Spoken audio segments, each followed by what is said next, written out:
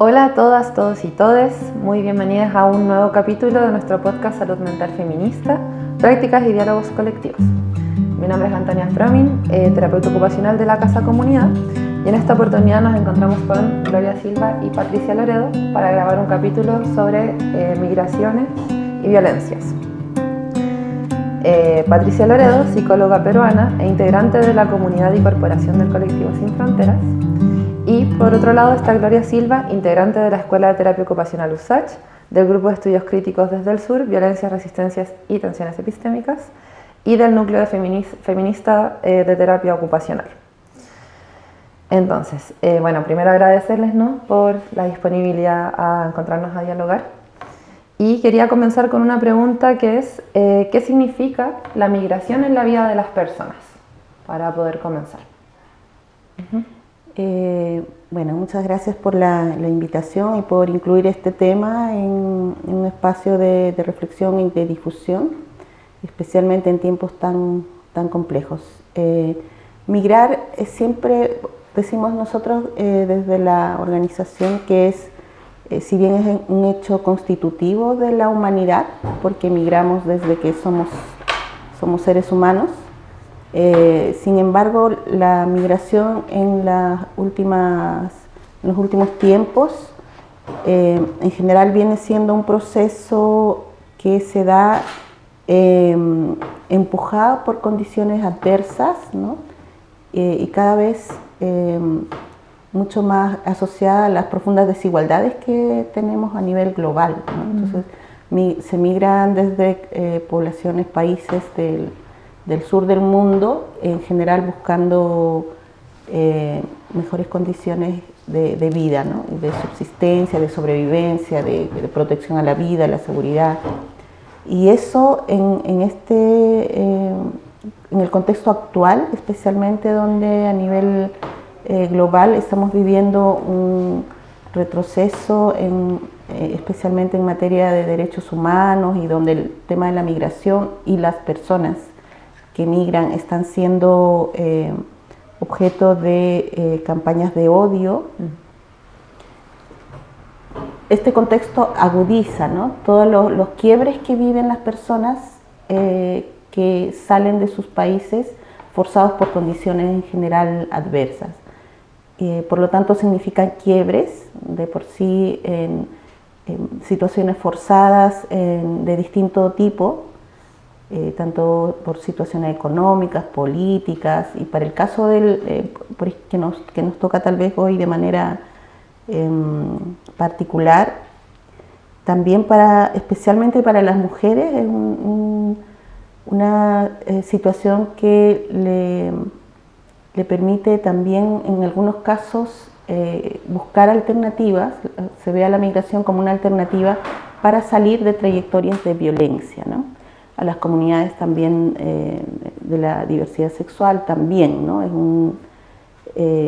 A la vez que es una búsqueda de condiciones mejores de vida. Esas condiciones mejores de vida incluyen también, para el caso de las mujeres, la salida de situaciones complejas que no pueden resolver en sus países de origen, como temas de amenaza o dificultad para romper ciclos de violencia, ¿no? Entonces ahí hay un conjunto de situaciones que las personas deben resolver. Muchas veces los adultos también resuelven situaciones de viaje y de migración de niños y niñas que tienen a su cargo. No siempre los niños y niñas son consultados, pero en general, especialmente las migraciones masivas que estamos viviendo en América Latina, que están proveniendo de realidades muy adversas que implican exponerse a un proceso de migración con un conjunto de riesgos, ¿no? En el traslado, especialmente riesgos a la vida, a la seguridad, a la integridad. Y aquí justamente las mujeres son las que están mucho más expuestas, ¿no?, a un conjunto de violencias que se dan también en el trayecto y al llegar a los países de destino. Y hay esas violencias que se entramarían, ¿no? Como en este caso con el género, con la situación de movilidad. Como ¿qué tipo de violencias crees que es como las que más aparecen? O también no sé, si es que, claro, ¿qué es lo que más aparece ahí? ¿Qué violencias se expresan más? Tal vez las que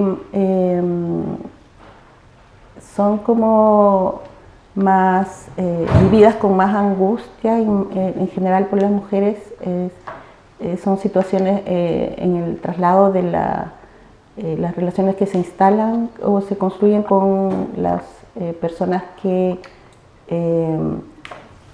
hacen estos viajes o son las que organizan el traslado, ¿no? Que en general son personas que están en redes de tráfico, que pueden estar más o menos organizadas, pero que son las que facilitan, ¿no? Todo este traslado. Entonces exponen a las mujeres a rutas inciertas, poco seguras, y que con amenazas a veces también de que si no se paga o si no se, efectivamente a veces incluso en el mismo traslado se cambian, ¿no? Las condiciones del trato, entre comillas, ¿no?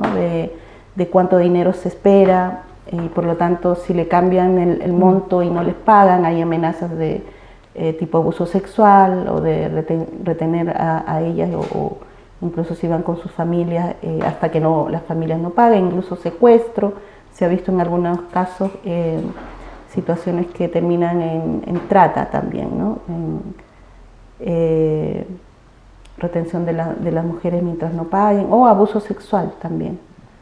Entonces, evidentemente son trayectorias de mucho riesgo que las mujeres asumen cuando hacen estos viajes, especialmente en todo este contexto en el que emigrar en este tiempo es muy difícil hacerlo en condiciones regulares, ¿no? Porque no es que las personas, en este caso las mujeres, incluso con niños y niñas o familias completas, elijan voluntariamente y de manera como espontánea el trasladarse por estas rutas inseguras o de manera irregular, sino que hay un contexto que a nivel global y también en la región y especialmente en Chile se ha rigidizado para el ingreso regular de las personas que vienen de otros países, inclusive de países que el Estado chileno ha reconocido que están en crisis o incluso se les ha interpelado porque se ha ido puesto una posición política de emplazamiento a estados como Venezuela, ¿no?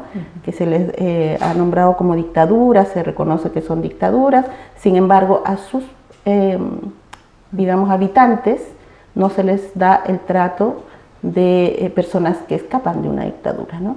Entonces ahí hay una contradicción y claro, como no existen vías regulares para ingresar, las familias en esta crisis humanitaria que se está viviendo en Venezuela, han construido vías como de migración irregular, ¿no? Que en algunos casos, no sé, en otros países como Perú, Colombia, Brasil, Argentina también han tenido como se han podido regularizar, especialmente que es uno de los temas más importantes para las personas que migran y sus condiciones de inserción, cosa que no ha pasado en Chile, por ejemplo, ¿no? Entonces ahí hay unas situaciones que exponen también al llegar a condiciones mucho más adversas que incrementan los riesgos para no solo precarización laboral, sino para todo tipo de violencia en el país de llegada, ¿no? Sí, ahí, escuchando de Patti, claro, viene quizás esta idea de que una de las como bases o por qué está tan anclada la violencia que atraviesa todo el proceso de movilidad, tiene que ver con que, claro, como desde las miradas, incluso de las leyes, las miradas más habituales que uno encuentra, es que migrar no es un derecho. Como no está instalado que es un derecho, por lo tanto, entonces tienen que o aparecen todos estos mecanismos de distinto tipo, más formales o menos formales, o más legales o menos legales, que vienen como también a legitimar también la idea de que emigrar no es un derecho, por ejemplo, o hacer estos desplazamientos. Y también pensaba, entonces como que creo que ahí hay una cuestión de violencia muy enraizada, como fenómeno, como un mecanismo. Y que es lo que muchas veces se habla de violencia estructural, como pensando también en estos mecanismos que a veces, o sea, que son invisibles. Ahora, bueno, yo escucho a la Pati y uno puede decir, no, no es tan invisible, pero en lo común, en el cotidiano, no está completamente visible. Y otra idea que pensaba respecto a esto, al proceso de migrar, como decías tú, no es que alguien diga, oye, me voy a vivir a otro país como una elección, o sea, poder decir, oye, vivo acá o vivo allá, ¿sí? Como que fuera una simple elección, sino que tiene que ver con las condiciones, ¿sí? Entonces, y ahí está la desigualdad, ya lo decía la Pati también. Entonces, la desigualdad también es otro de los fenómenos que fundamentan este arraigo de la violencia estructural y de sus expresiones desde las más evidentes a las menos evidentes. Y como última cosa quería plantear esto como el de lo no lineal, digamos, que esto no es lineal, no es vamos a tomar una decisión porque vivimos tales condiciones, tomamos una decisión, entonces nos vamos a otro lugar, a otro país, por ejemplo, a vivir. Lo no lineal, estaba pensando, tiene que ver con que no hay que uno diga un punto de partida y un punto de llegada y como que entre medio estuviera todo normado, regulado, entre comillas voy a decir protegido, o sea, que uno dijera, mira, como sea, en el proceso vamos a estar cuidados, en fin. Sino que está el riesgo, como decía Pati, están estas condiciones, las condiciones políticas, sociales y culturales. Y en esto de las culturales también decir que por lo menos acá en Chile se ha ido evidenciando en términos de explicitar esa violencia cultural que tiene que ver con la discriminación, con prejuicio, digamos. Y con que eso se exprese en violencia directa, o sea, verbal, incluso por medios de comunicación me refiero, ¿eh? No sé si el incluso es la palabra más apropiada, porque... entonces, bueno, esa experiencia empieza a reproducir otras cosas, ¿sí? Produce patrones, reproduce patrones, pero además empieza a producir otros fenómenos, ¿sí? Que también, insisto, se van expresando de manera violenta, discriminatoria en concreto. El no poder acceder, por ejemplo, el no poder ejercer distintos derechos, el derecho a la salud, incluso en lo muy concreto, derecho a la educación, derecho, y aquí apunto, a vivir en ambientes libres de violencia, y ahí especialmente pensando en mujeres, niñeces, ¿sí? Sí. Sí, me parece que son nombradas varias violencias, violencia directa, violencia estructural, violencia cotidiana, de distintas violencias y en distintos momentos.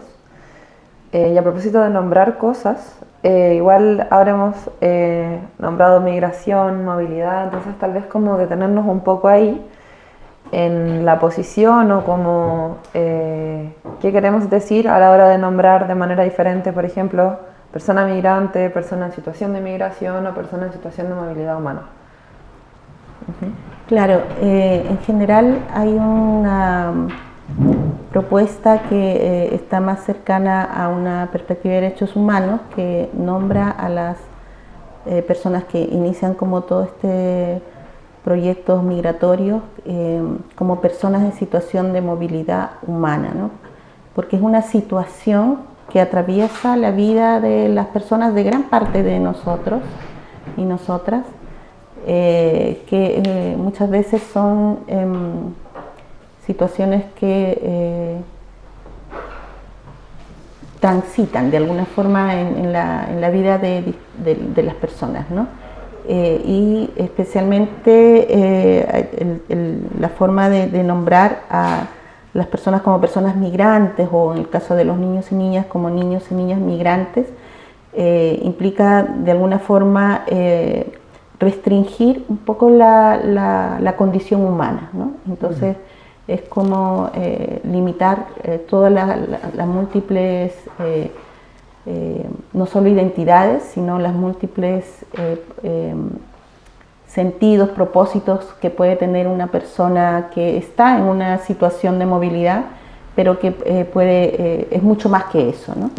Por lo tanto, el término como persona en situación de movilidad humana es mucho más amplio, también porque incluye no solo a las personas, a los distintos tipos de motivos por los cuales las personas deciden salir de su país de origen, ¿no? Estamos pensando, por ejemplo, las personas que son refugiadas o salen de sus países por motivos más de asilo, refugio, y no solo tal vez por situaciones económicas o de crisis políticas de sus países, ¿no?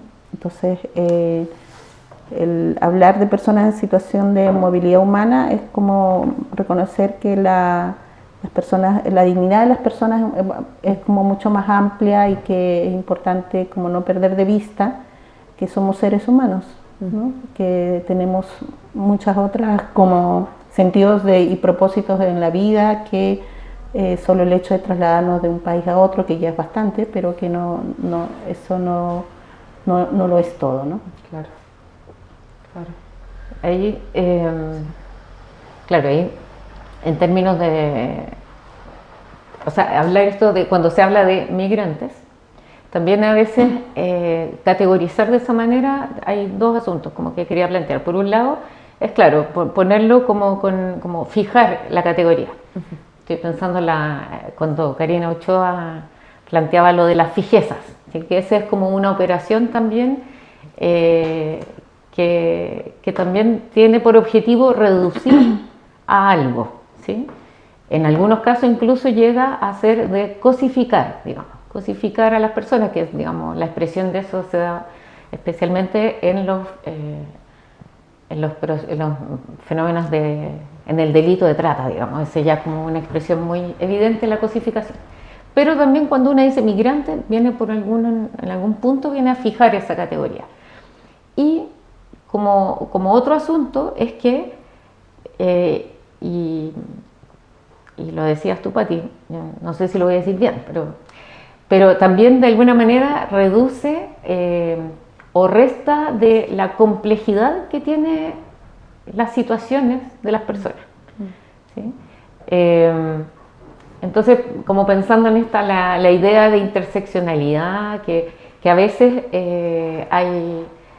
hay quienes dicen, interseccionalidad son como muchas capas de identidades y más bien de opresión. Entonces, cuando uno piensa que estas son capas como superpuestas, es como una trampa, porque en el fondo resta la complejidad que hay como en ese entramado entre distintas identidades, y que muchas de estas identidades tienen un componente también de sufrimiento o de discriminación, como una operación sobre las personas. Entonces, claro, porque si uno dijera, es una capa es la situación de discapacidad, por ejemplo. Ser una persona con discapacidad. Entonces alguien podría decir, sí, comillas, inyectamos recursos, que es una palabra, digamos, muy típica de las políticas públicas. Entonces se le inyecta recursos, entonces se ofrece ayudas técnicas, servicios de apoyo, entonces sacamos una capa de opresión. Entonces, en teoría, si fuera una capa, claro, uno podría decir, hay una opresión menos, pero no es así. Es en ese entramado donde se produce esa complejidad. O sea, no basta con poner recursos para servicios de apoyo a propósito de una dificultad, por ejemplo, en el campo de la salud mental, ¿ya? Sino que debiera contemplar esos distintos como asuntos identitarios, avenidas identitarias u opresiones también derechamente. Claro, como la trayectoria de vida, como la trayectoria de vida se va constituyendo por estas distintas como hilos que se van enrollando. Sí, y ahí pensaba también como, todo esto, ¿no?, que ustedes narran de estos, los procesos, las violencias, cómo interpela a la salud mental o también en los buenos vivires, toda esta trayectoria, ¿no?, muchas veces entramado por todo lo que hemos nombrado: violencia estructural, directa, intergeneracional, a propósito de fijezas, en fin. ¿Cómo se interpela la salud mental, entendiéndola desde una propuesta no más bien biomédica, sino como un componente que nos permitiría un buen vivir en común? Entonces, ¿cómo ven ustedes esa relación? Bueno, hay un conjunto de cambios, ¿no?, que se dan y rupturas que se dan con el proceso de movilidad humana, y por lo tanto estos quiebres que se producen van a generar un impacto, ¿no?, importante en la salud mental de las personas que migran, de también sus comunidades, ¿no?, incluso antes de emprender el viaje, ¿no? Hablamos de que estos procesos migratorios en general se preparan, se construyen en los países de origen como proyectos, ¿no?, donde las personas empiezan a articular, bueno, y a generar las condiciones para el viaje, los movimientos en los países de origen. En el caso de las mujeres, por ejemplo, que tienen hijos, empiezan a evaluar y resolver cómo van a construir ese proyecto migratorio, si con los hijos, o van a dejar a los hijos hasta que puedan reunificarlos.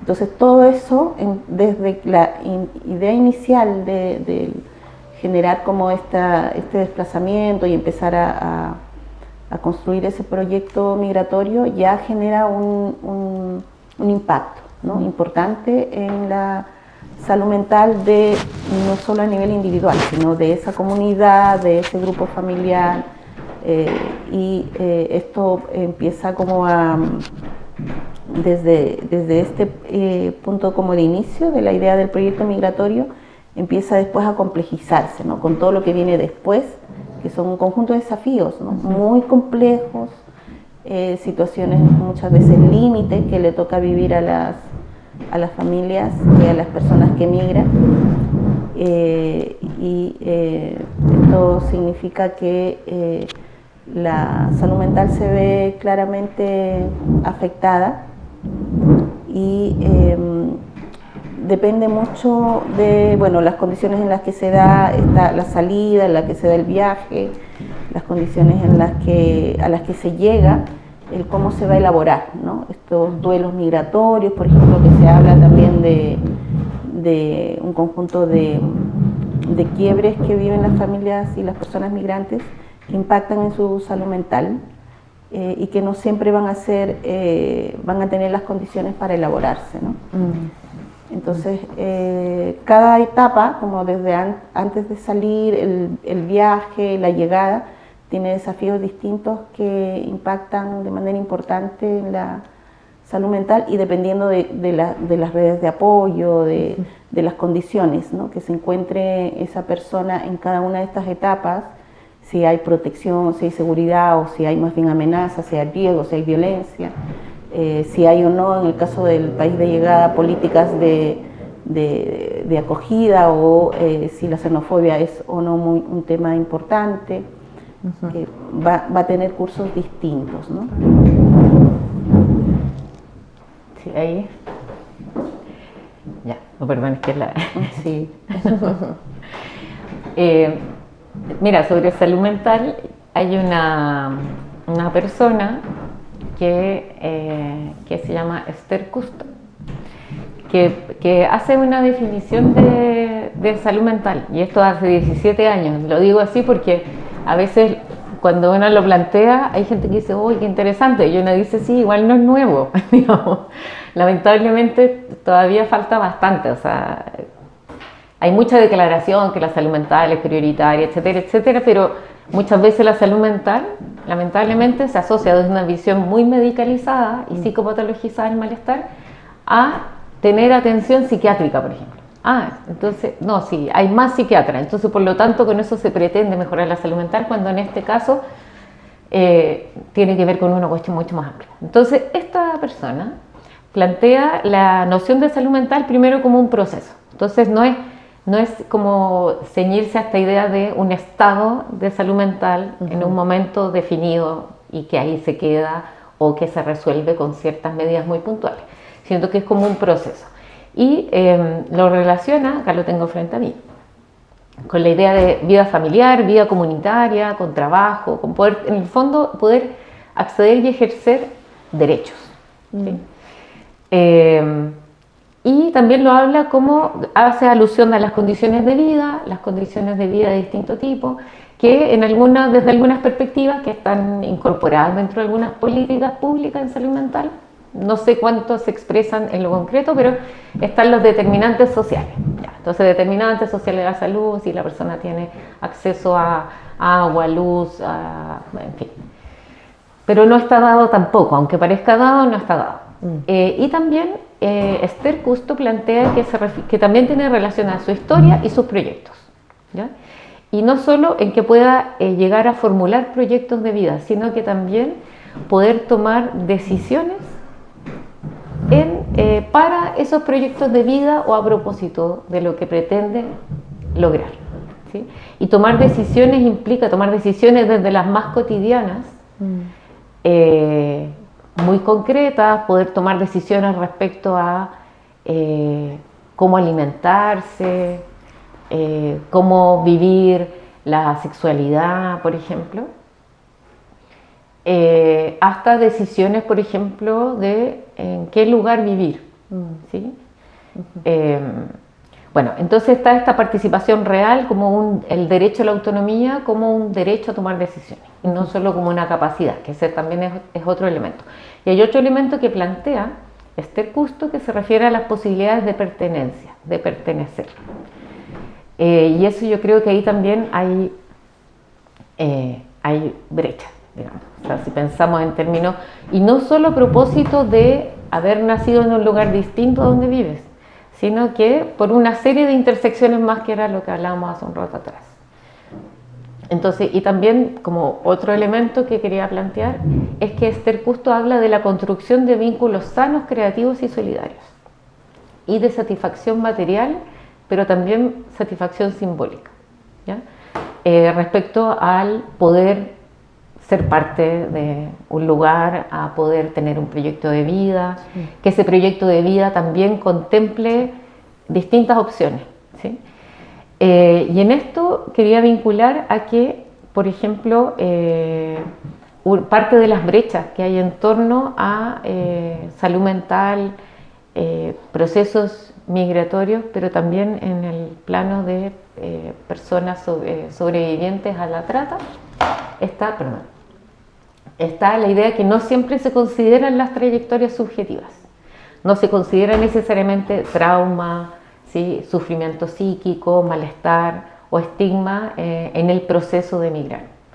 Entonces, como no se considera eso, la respuesta institucional tampoco apunta a detectarla, ¿sí? Entonces es como, bueno, usted viene de viene de una trayectoria o de un trayecto donde ha sufrido abuso o maltrato. Lo principal es, entonces hay una definición desde un otro de qué es lo principal, qué es lo que principalmente hay que abordar. Entonces ahí yo diría que eso es también, es violento tener que pensar que una tiene que optar entre un lugar donde vivir o estar bien, o poder tener acceso a un acompañamiento para poder, por ejemplo, sanar o reparar procesos que han sido abusivos o violentos. Claro. Sí, como que las decisiones ocurren en un contexto violento, ¿no? Donde en realidad no hay mucha posibilidad de elección a propósito, o sea, claro, no puede elegir, pero pienso en no tanta posibilidad de elegir cuando en realidad las condiciones de un lado son malas y del otro más bien son inciertas, y también a veces en lo incierto se dan estos paréntesis, ¿no? Que dan como un espacio a vulneraciones, a la trata, al abuso sexual, en esa duda, en eso poco claro o en ese cambio que opera desde un poder. Y ahí preguntarles en relación ahora bien como a la prevención de la violencia y como los cuidados, ¿qué respuestas ustedes ven que ocurren para como venir a hacer frente a todo este escenario de múltiples violencias, ¿no? Que hemos conversado, de cuidados pudiesen ser más bien individuales, colectivos, en fin, ¿cómo ven ustedes la unión con los cuidados? Bueno, el tema de los cuidados, especialmente si pensamos en mujeres que han vivido o están viviendo situaciones de migración y que vienen con niños y niñas, con hijos, hijas, tiene una tal vez de las complejidades más relevantes, ¿no? Porque estamos hablando de que la crianza, ¿no? en medio de un contexto como migratorio donde no existen redes de apoyo, que es como importante subrayar eso cuando las familias y las mujeres migran con sus hijos, hijas, van a un lugar donde van a criar prácticamente solas, ¿no? Que es un poco porque perdieron las redes familiares, especialmente cuando se viene de sociedades que son un poco más colectivistas, donde estas tareas de crianza se comparten con la familia extensa, son prácticas como más tradicionales también del mundo andino, de países de nuestra región. Todo eso se pierde y se viene a desarrollar no solo las tareas de crianza, sino también las tareas como de subsistencia, y por lo tanto esto se ve como muy complejo para los adultos responsables, principalmente las mujeres, y para los propios niños y niñas también, ¿no? Entonces, si bien podemos como poner como tal vez una problematizar, ¿no? De que la situación en general de las mujeres y la crianza es tal vez uno de los grupos que tienen más desafíos, ¿no? O más necesidades de apoyo para poder resolver todos los trabajos de cuidados. Las mujeres migrantes y otras mujeres que pueden estar en situaciones similares como de exclusión, están mucho más expuestas, ¿no? Como a todo lo que significa generar esta crianza en condiciones como muy adversas, ¿no? Y como muy también solas. Entonces, claro, ahí definitivamente el trabajo, lo que nosotros hacemos en particular es promover la rearticulación de esta comunidad que de alguna forma tiene, ¿no? Entre sus particularidades o su tejido interno, este rol de soporte a los distintos desafíos que implica el cuidado tanto de las mujeres como de los propios niños y niñas, ¿no? Entonces, si bien es un tema complejo, porque las familias migrantes llegan a barrios donde no conocen a nadie, pero articular estos espacios comunitarios es como uno de los desafíos más importantes que consideramos nosotros, incluso mucho más que puede ser un apoyo mucho más efectivo que las propias redes de salud mental, por ejemplo, ¿no? Especialmente en lo que significa como la contención cotidiana, el poder tener espacios de participación, pero con todo lo que eso significa, ¿no? De acompañamiento, de sentirse acompañado por otras, y de romper el aislamiento, ¿no?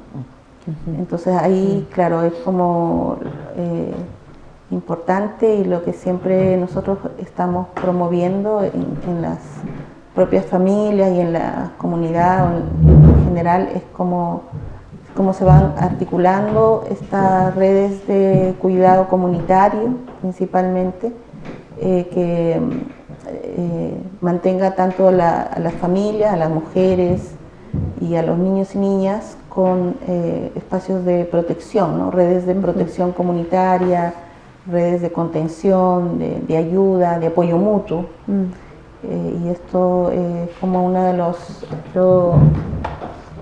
las posibilidades más como reparadoras de todas las violencias que se pueden vivir en general, bueno, por las mujeres migrantes o las familias, pero en general yo creo como comunidades excluidas, ¿no? Porque si bien las mujeres migrantes o las comunidades migrantes, los niños y niñas en particular, son de las poblaciones más excluidas, y que viven más todo tipo de violencia, entre ellas la violencia estructural, pero estas realidades no son ajenas a la población chilena tampoco, ¿no? Las mujeres pobres, precarizadas, que viven también como jefaturas de hogar, viven situaciones similares, ¿no? Y claro, el tejido social como comunitario es una de las fuentes de mayor soporte y contención, ¿no? que consideramos nosotros importante para visibilizar y promover. Oye, Pati, que te quería preguntar, porque a propósito de de la articulación de espacios comunitarios, ¿qué lugar ocupa ahí como la confianza, voy a decirlo así? Como o las relaciones de confianza, pensando que no todas, pero muchas quizás de las personas que han llegado a vivir a Chile, en el camino se encontraron con muchas situaciones abusivas. Entonces, ¿cómo es que han podido como colectivo o en distintos espacios hacer esa articulación de espacios comunitarios? Porque en el fondo creo que ahí hay que trabajar la confianza, y yo diría que eso es difícil, entonces podría ser un muy buen aprendizaje para todos. Sí, o sea, de todas maneras, nosotros, bueno, cuando empezamos también el trabajo hace más de 2 décadas, fue uno de los temas que más dialogamos, ¿no? De cómo construir estos vínculos de confianza, porque nos encontrábamos con familias que vivían inseguras, con niños que estaban dentro de sus espacios como de vivienda, que no era fácil que acudieran a una invitación que se les hacía para participar en espacios. Entonces, lo que en general creo que fue más, y es, ¿no? como valioso, es tener equipos mixtos o comunidades mixtas, ¿no? Donde haya personas con las que se puedan identificar en su condición de migrante, y que eso ya permite como de alguna forma pasar esta primera barrera de desconfianza de todo lo que significa una persona nacional, o podría significar, y una persona que les puede ser como digamos un recordatorio de toda su experiencia tal vez adversa, ¿no? en el país de llegada. Entonces, el tener personas migrantes en estos espacios comunitarios es muy importante. Por eso también los mediadores en todo lo que es la política pública es una necesidad indispensable, no solo mediadores lingüísticos, ¿no? sino mediadores culturales. Y también el reconocimiento, ¿no? de distintas prácticas, bueno, de una perspectiva también como de acogida, pero que sea como basado como en principios básicos de humanidad y de derechos humanos, ¿no? Como no juzgar a las personas por cosas que uno no entiende, ¿no? Que a veces nos pasa como que hay prácticas que son distintas, ¿no? Pero eso distinto no es malo, ¿no? Entonces ahí yo creo que hay un ejercicio que tal vez es un desafío para Chile en particular, porque tal vez otros países como Perú, Bolivia, estamos mucho más familiarizados con el reconocimiento público y explícito de la diversidad, ¿no? Cosa que en Chile no es así, porque Chile se ha construido con digamos, con hitos fundantes de asumirse como un país homogéneo, más como con identidades que se piensan como ajenas incluso a lo que es Latinoamérica. Entonces eso ha hecho que las personas vean la diversidad como algo, bueno, que se lee como una amenaza, se juzga, ¿no? Se disciplina, o se intenta disciplinar, entre comillas, se intenta educar a la mamita migrante con criterios que son bastante coloniales o eurocentrados, ¿no? Incluso negando la propia cultura o las propias raíces chilenas, ¿no? Entonces creo que esa es como tal vez un marco importante, el reconocer que la diversidad es eso, es diversidad, ¿no? No es una diferencia que debe ser disciplinada, negada, educada, sino que hay que acercarse para conocer, ¿no? Preguntar, profundizar un poco en qué es aquello que estoy viendo, que es algo distinto a cómo yo crío, a la comida que le doy a mis hijos a los 6 meses, o a quienes van a recoger a los niños al jardín, cuando son prácticas distintas, ¿no? De crianza, de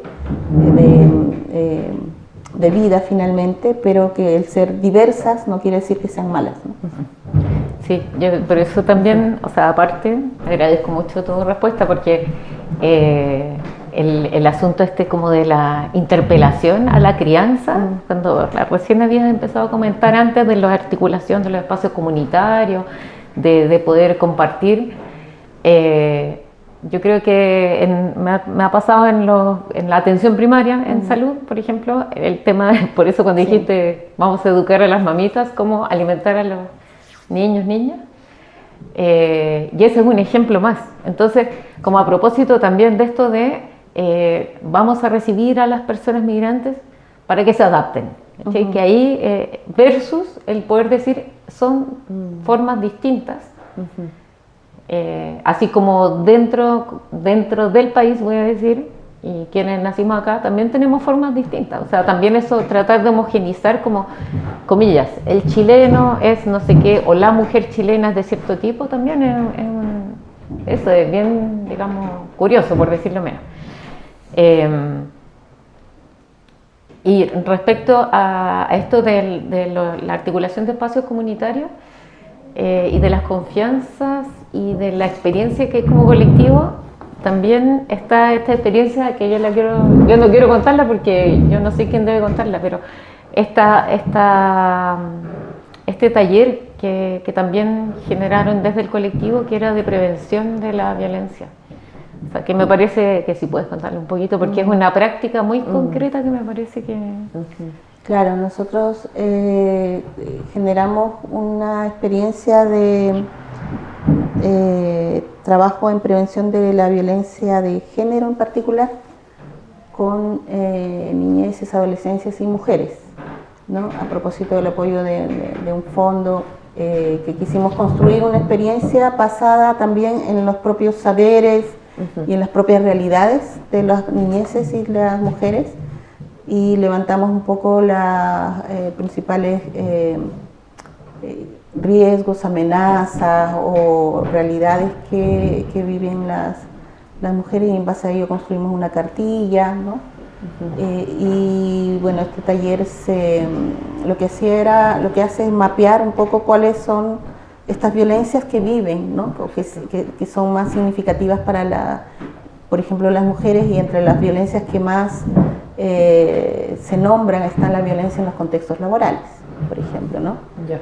No es como la realidad probablemente de otras mujeres que viven en Chile, pero en esta mapeo justamente se nombra el abuso que viven de sus empleadores, las violencias que que son mucho más cotidianas que todas las otras violencias que se viven, ¿no? Y tiene que ver con el lugar que se ocupa en un país donde, siendo trabajador migrante o trabajadora migrante, efectivamente tienes mucho menos posibilidades de ser reconocido como sujeto de derechos también laborales, ¿no? Y claro, ahí también identificábamos cuáles son las redes de apoyo que pueden existir y cómo bueno, en este caso como desarrollamos estos espacios con mujeres de nuestra comunidad, el valor que ellas dan en general a los espacios que tienen en esta como comunidad que hemos tejido es muy, tiene un peso como muy significativo, ¿no? En la vida de ellas. O sea, el reconstruir esta comunidad que ellas perdieron es como uno de los soportes más valiosos que tienen para su vida cotidiana, ¿no? Entonces, obviamente se abrieron temas muy complejos de violencias de género también que vivieron en los países de origen, que tal vez no habían dialogado las mujeres con nadie. Por ejemplo, nos contaban situaciones como muy dramáticas de violencia de género extrema que vivieron y que nunca lo habían hablado con nadie, ¿no? Entonces igual es como bien potente el cómo también la migración, porque había mujeres que huyeron de situaciones de violencia de género desde sus países de origen. Entonces, como también la migración puede dar posibilidades a reconstruir la vida, ¿no? En el país de destino a pesar de las adversidades. También como dialogamos sobre estos temas y claro, terminamos un poco conociendo las redes de apoyo que existen, pero fundamentalmente lo que más se valoró de esta experiencia como de estos talleres fue el valor del cuidado comunitario, ¿no? Eso, o sea, más que conocer el teléfono de a dónde denuncio o qué hago, es cómo también se puede compartir las experiencias y cómo se puede también fortalecer a mujeres recién llegadas, por ejemplo, al grupo, en el conocimiento de sus derechos laborales o en el conocimiento de cómo ellas construyeron un proceso de autonomía económica, por ejemplo, frente a sus parejas, o cómo se separaron después de muchos años de violencia, luego de haber construido, claro, una vida de autonomía económica. Y este intercambio, ¿no? Que es como súper como potente, es de verdad el espacio que permite a las mujeres ir elaborando nuevas posibilidades de construir su vida, ¿no? Y elaborando como juntas, como que ahí está el valor. Y en un espacio de confianza y desde trayectorias que ellas donde pueden verse reflejadas, ¿no? Como de que es posible porque existen otras mujeres que llegaron hace 10 años y que ahora están solas, pero están bien, están con sus hijas y están mucho mejor de cuando estaban con sus parejas, con dinámicas de violencia de las que les costaba mucho salir, ¿no? Entonces, claro, la construcción como de estos vínculos de cuidado comunitario, de grupos de apoyo mutuo, es como una posibilidad que creo que tiene todavía muy poca valoración o visibilidad tal vez desde los distintos abordajes que se dan, ¿no?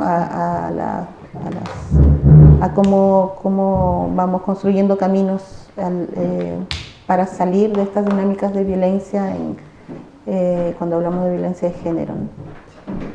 Sí, pensaba como que todo tiende más bien a la aislación, a la separación, a lo que hablamos, la negación de la trayectoria y como el ir encontrando nuevamente puntos, y lo digo nuevamente no tan solo a propósito de la movilidad, ¿no? Sino más bien en ciclos vitales donde uno puede estar, estoy pensando por ejemplo en lo intergeneracional, de repente poder una niña encontrar un punto en común con su madre, en fin, y como eso, el estando juntas y elaborando juntas, poniendo en palabras dolores, sustos, permite la rearticulación. Entonces, te decía esto de la migración como posibilidad de rearticulación, pero ahí también es como que un poco, también exige esa rearticulación estar con otras personas. Sí. Entonces me parece muy valioso. Oye, así parece una cosa. Sí. Lo que pasa es que pensaba, o sea, como que escuchándote, Pati, yo decía, claro, como que proponer, no es que no exista, pero quizás cómo propondría algo que pudiera contribuir a lo que hemos estado hablando, a esa articulación. Entonces yo pensaba, claro, yo decía, bueno, la formación siempre desde las universidades una tiene que contribuir al menos con formar, en el caso nuestro, en la Facultad de Ciencias Médicas están las carreras llamadas de la salud. Entonces, poder formar, ¿y en qué? En el fondo. Entonces, al menos deberá ser en derecho a la diferencia, como un derecho, en interculturalidad de una visión crítica y no desde esta lógica de adaptación, de trata de ser igual que nosotros, que ya es raro, en poder formar también en las redes, no dentro de cada sector solamente, el sector salud, sino que las intersectoriales, pero no solo existen estas redes, sino que cómo puede haber una coordinación real intersectorial. Y eso lo pienso también a propósito de digamos, el trabajo en la casa comunidad, que efectivamente cuando uno decía, oye, estamos trabajando con personas que a propósito de esto de salud mental, es como que no tuvieran ni deseo ni necesidad de derecho a la vivienda, al trabajo, educación. Entonces, siempre hay una brecha gigante en el tema de trabajo intersectorial. También formación en las ideas de violencia, como para entender que la violencia tiene distintas dimensiones, en fin. También pensaba, y lo de redes intersectoriales o trabajo de redes, como para ir contra esta idea que hemos hablado ya hoy, que es de esta fijeza de las categorías, de que una persona entonces tiene este problema y ese problema va a ser lo que la va a caracterizar toda la vida, o un asunto, problema. Claro, o que es un problema, o la fragmentación también, que como dos operaciones muy, muy clásicas y que son, yo diría, también muy características de los procesos formativos, no solo en salud, en otros ámbitos también. Y aquí estoy pensando también, no solo las universidades, sino que también pienso en términos mucho más amplios el Estado, o sea, como esta formación para las personas que trabajan en los distintos ámbitos del Estado, en los distintos sectores del Estado, pero no como solo como una forma de ustedes tienen que saber todo esto para ir comillas, a ayudar a alguien, sino que yo pensaba que en el fondo cómo darnos a entender cuando uno está en ese lugar de salud, de educación, qué sé yo, entender que una puede ser una condición más. ¿Okay? O sea, primero ya hay mucho conocimiento, saberes en las propias comunidades, digamos. Entonces, como primero que tenga que haber un reconocimiento de esos saberes, un reconocimiento genuino. No como, ya bueno, se juntan, ya qué bueno, pero nosotras que somos las del saber, que está esa ilusión además. Entonces, en el fondo, formar o seguir formando, o formarnos también, para estar en ese modo, como somos una condición más, como una contribución, no somos quienes vamos a llevar como las respuestas, porque las respuestas están en otros lados. Y una manera, pienso así como también concreta, de poder contribuir a la visibilización de estas prácticas, de las prácticas comunitarias de articulación, o como las que nos contabas tú, Pati, y yo creo que ahí podemos contribuir muy en lo concreto y de manera, voy a decir, inmediata en las universidades, es colaborando con procesos, por ejemplo, de sistematización de prácticas. ¿Ya? No digo que sea la única manera, pero es una manera posible. También desde una lógica de sistematizar, como lo plantea Oscar Jara, qué sé yo, y no como esto vamos a ir a recoger información y dar nuestra propia lectura libre respecto a lo que las personas ya saben. Eso. Y lo otro, también hay una cuestión que es bien básica, pero yo diría que la veo poco expresada, que es respecto, porque a veces se habla de las personas migrantes o las personas en situación de movilidad. Y yo diría que muchas veces pasa esto de que, entonces como que todas las personas en esa situación tuvieran exactamente las mismas necesidades o las mismas vivencias. Entonces también ahí cómo trabajar eso, y quizás lo colocaría como idea transversal dentro de estos distintos temas que son muy necesarios de abordar. La verdad es que si uno dice al menos son 5 asuntos bien básicos y que lamentablemente, por básicos que sean, no están muy instalados en las formaciones de pregrado ni en las instituciones del Estado. Sí, como las intersecciones y trayectorias subjetivas toman un lugar muy concreto y no tan solo teórico también del hacer. Bueno, ya para ir cerrando, más bien como preguntarle si alguna quedase como con algunas breves palabras, así como para que no queden en la cuerpa y las puedan decir. Yo solo tal vez recalcar que dentro de la experiencia que tenemos de haber acompañado distintos grupos de funcionarios públicos y otros grupos humanos que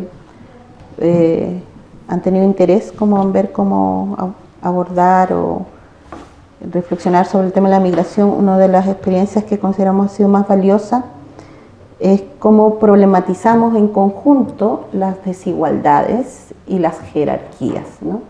Porque, y eso tal vez no a propósito de la mirada, la perspectiva intercultural, decolonial crítica, ha sido uno de los aportes que más valoramos porque nos ha permitido el que las personas también se piensen dentro de esta matriz de desigualdades y de jerarquización y que por lo tanto puedan también humanizarse, no solo como parte de esta escala de desigualdades, y humanizar también entonces a las demás personas, ¿no? Porque a veces el tema de las N capacitaciones que tienen los funcionarios públicos de verdad no permiten, cuando se hacen como desde los modelos como más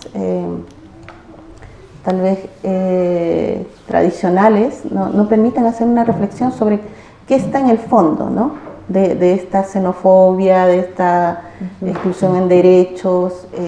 En el fondo está la validación de una matriz de desigualdad. O sea, mientras hayan seres humanos a quienes ponerlo en las últimas escalafones de esta desigualdad, vamos a reproducir, ¿no? Esta dinámica donde la mayoría de nosotros somos parte de los sectores excluidos, ¿no? Entonces, humanizar de alguna forma, ver con una perspectiva de derechos humanos para nosotros significa problematizar, o es un aporte importante, ¿no?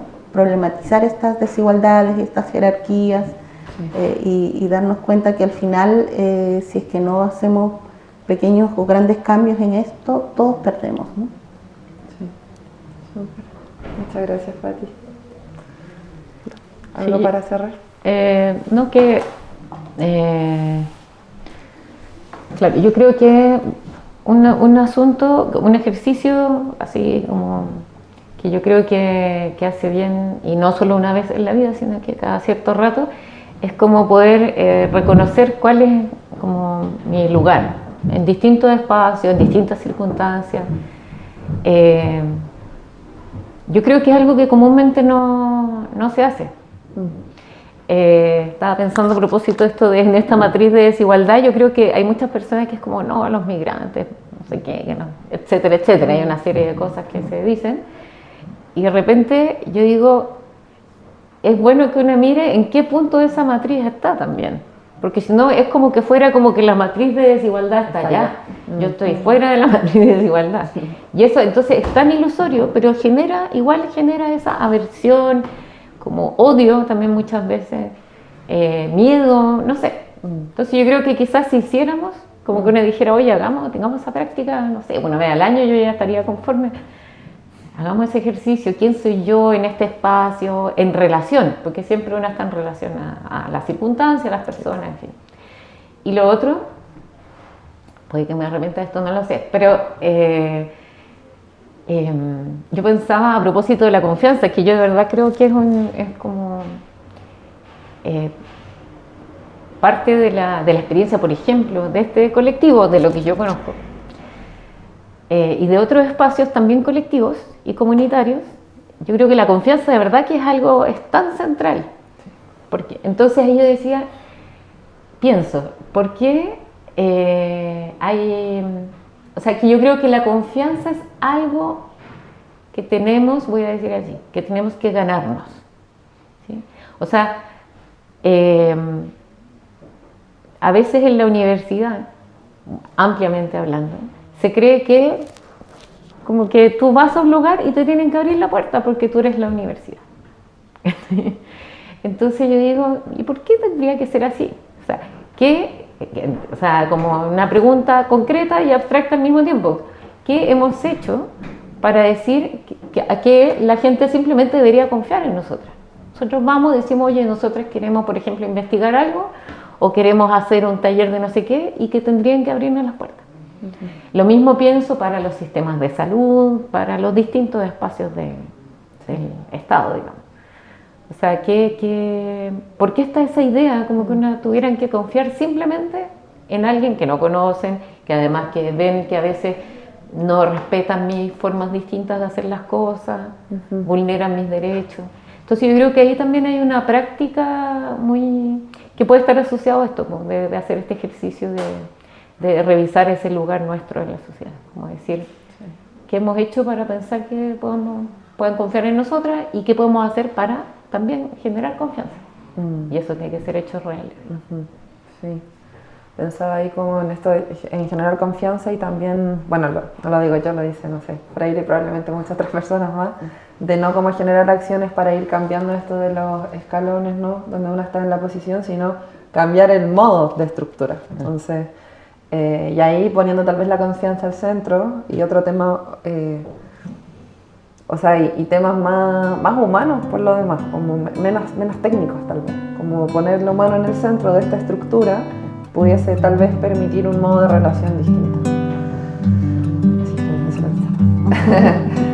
Bueno, quería agradecerles por esta hermosa conversación, a todos quienes nos escuchan. Agradecerles también que nos hayan puesto en sintonía y dejarles invitados a nuestro próximo capítulo. Muchas gracias. Muchas gracias por la invitación, gracias a la Pati. Gracias. Sí.